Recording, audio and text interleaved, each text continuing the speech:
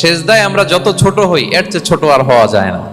সেজদায় আমরা যতটা বিনয়ী হই একটা মানুষ এর চেয়ে বিনয়ী আর হতে পারে না। এই তো নামাজ শুরু করলাম, আল্লাহু আকবার, এরপর রুকুতে জাস্ট বো ডাউন আর হেড, মাথা একটু ঝুঁকালাম, আর সেজদায় একেবারে মাথাটারে কি করলাম, মাটিতে মিলিয়ে দিলাম। আমরা শুধু সেজদায় যে সুবহান রাব্বিয়াল আলা এটাই পড়ি, 3 বার শুধু এটাই পড়ি, কিন্তু বিষ্ণু ইসলাম সেজদায় যে আরো অনেক দোয়া পড়তেন সেগুলো কি পড়েন আপনারা?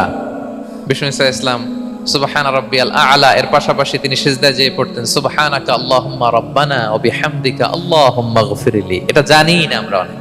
এছাড়া বিষ্ণুই পড়তেন সুবহুন কুদ্দুসুন রব্বুল মালাইকাতি ওয়ার রূহ, সকল ফেরেশতাদের অধিপতি রব, সবচেয়ে বড় ফেরেশতা যার 600 পাখা, জিবরাইলের রব, সেই রবের প্রশংসা আমি করছি।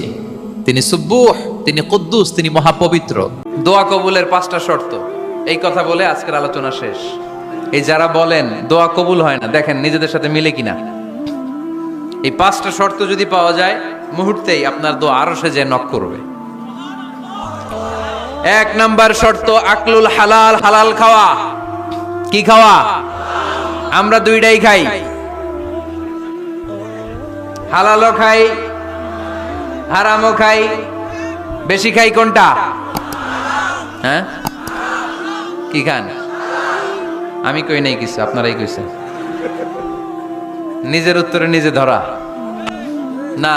হারাম খেলে তো দোয়া কবুল হয় না। লা ইয়াদখুলুল জান্নাতা জাসাদুন গুযিয়া বিল হারাম, ওই দেহ কখনো জান্নাতে যায় না যে দেহ হারাম খেয়ে বর্ধিত হয়েছে।